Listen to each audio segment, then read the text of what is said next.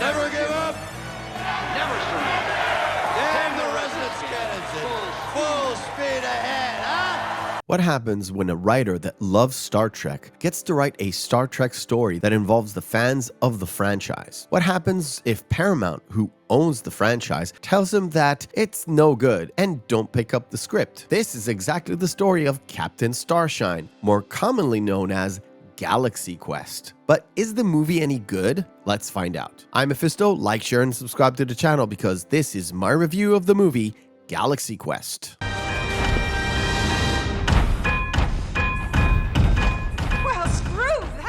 How are we supposed to get through this? As I mentioned in my intro, the script was written as a Star Trek movie that fans wanted to see, and it serviced the fans around the show Star Trek. Inspired by the original series and the fandom that kept it alive after it was taken off the air via all those Star Trek conventions. The main characters that were modeled after Kirk and Spock are Captain Taggart, played by Tim Allen, and Dr. Lazarus, played by Alan Rickman. Both actors at the time wanted to step away from their typecasting roles. Alan wanted to be regarded as a serious actor, and Rickman wanted to step away from the villain roles such as Hans Gruber and Sheriff of Nottingham. I shall avenge you.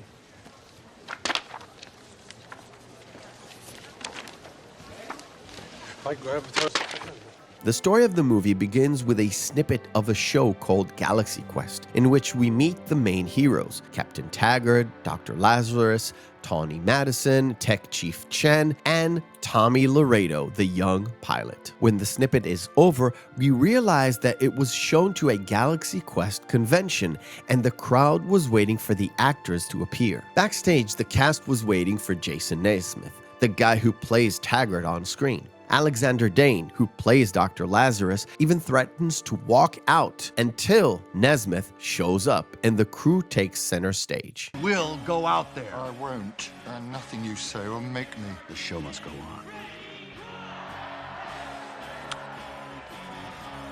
Damn you. Of course, the cast say their hellos and give the crowd a show, and then sit down to sign autographs for the audience.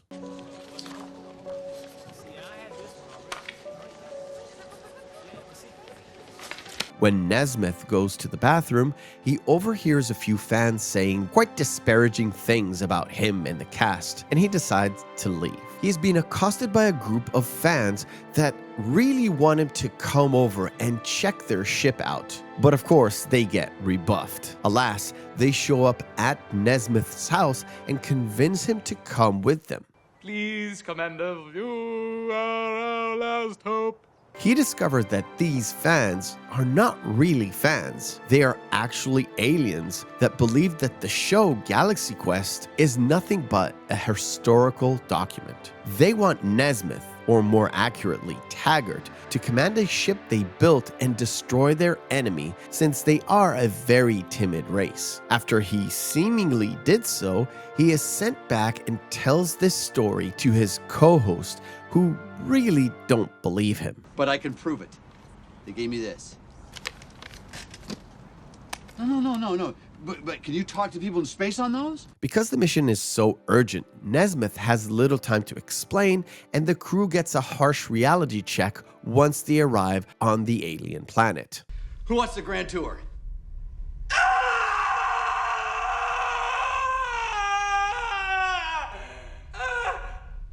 Anybody else? The cast of the show tries to act like an actual crew on a real ship that the Thermians actually built through the historical documents, as they attempt to vanquish the Thermians' mortal enemy, Saris. We're just here to negotiate this guy Saris' surrender.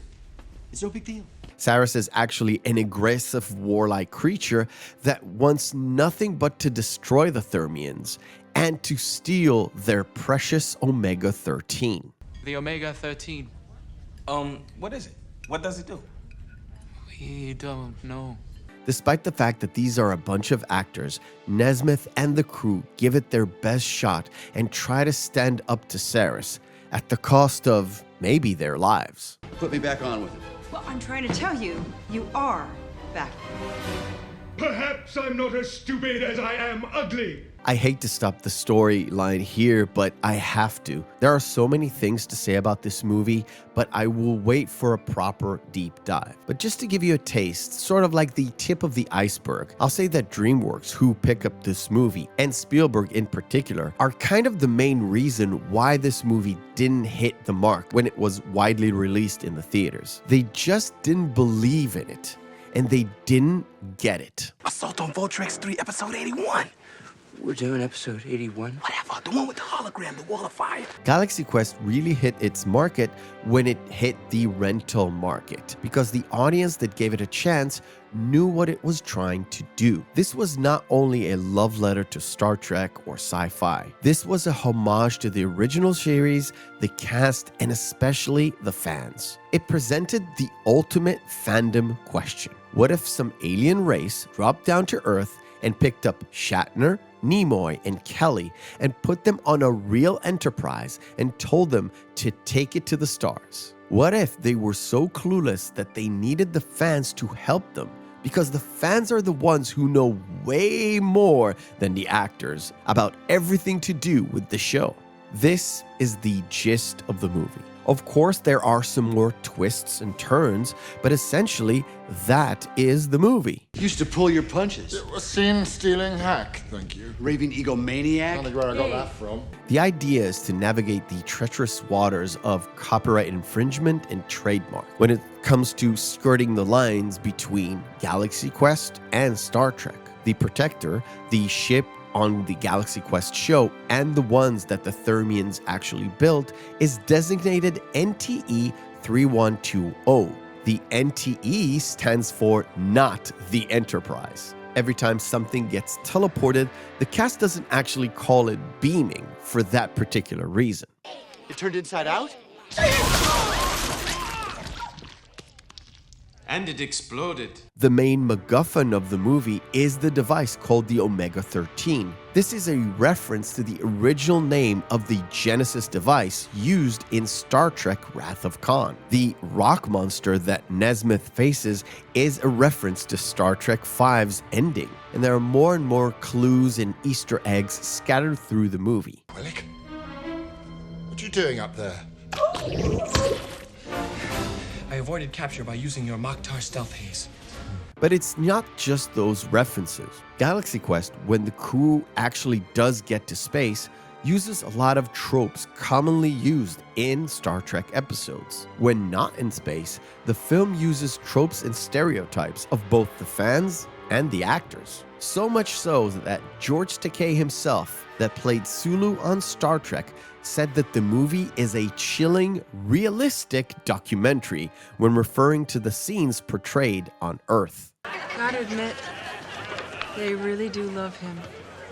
Yeah, almost as much as he loves himself. The original director of this movie was none other than Spanky Spangler himself, Harold Ramis. But much like the studio, he didn't quite get where the script was going. He left and was replaced by Dean Parasot, who was a big Trekkie fan. And immediately he saw the vision that was laid in the script.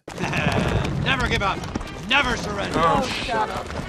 When it comes to the actual cast, I'm not a big fan of Tim Allen. And to tell you the truth, from the first scenes of the movie, it didn't give me a lot of hope. I saw mainly the tool-time Tim Allen. But as the movie progresses, Allen becomes more and more believable as Nesmith. And by the time he faces the rock monster, Allen disappeared, and all that's left is Jason Nesmith, the fake actor playing, well, fake Shatner. You know, guys, I had a late night with a Cremorian Fangor beast, so I'm gonna just shut my eyes for a bit.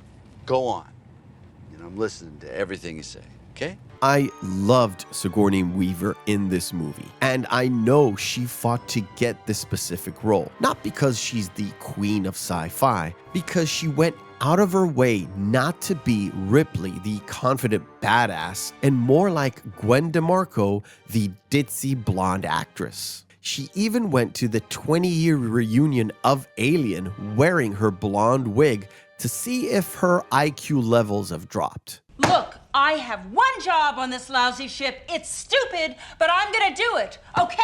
But the crown jewel of the cast, to me, was Alan Rickman. He played an actor who's not only being typecast, he's being pigeonholed into a role he despises, a costume he hates, and a tagline so ridiculous wasn't even supposed to be a tagline. By Grabthar's Hammer was an actual joke placeholder tagline that the writers couldn't even find a better tagline to replace it. So it stays. And it turns out it comes all the way back around at the end of the movie with a very special meaning to the fake actor Alexander Dane, played by Alan Rickman. And he learns to embrace his TV persona. This, of course, mirroring Leonard Nimoy's long time dealing with the fact that he is not Spock, but he is Spock. By Grabthar's hammer, by the sons of Warvan, you shall be avenged.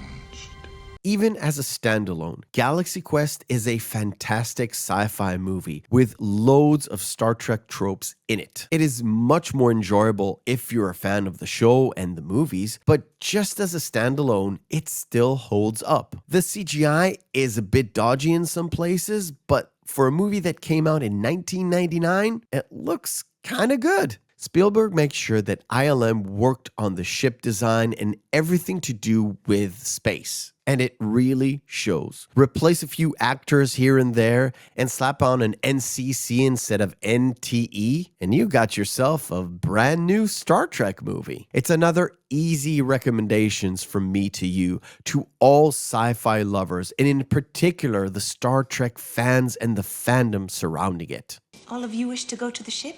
Yes, we wish to go to the ship. You see, we work together, or not at all. I thank you for watching. If you enjoyed this review, smash that like button to help me out and beat that algorithm. Check out other reviews that I've done in the past, or check out our live Saturday show where we cover all sorts of amazing films. And remember, hope is a good thing, maybe even the best of things, and no good thing ever dies. I'll see you on the next video.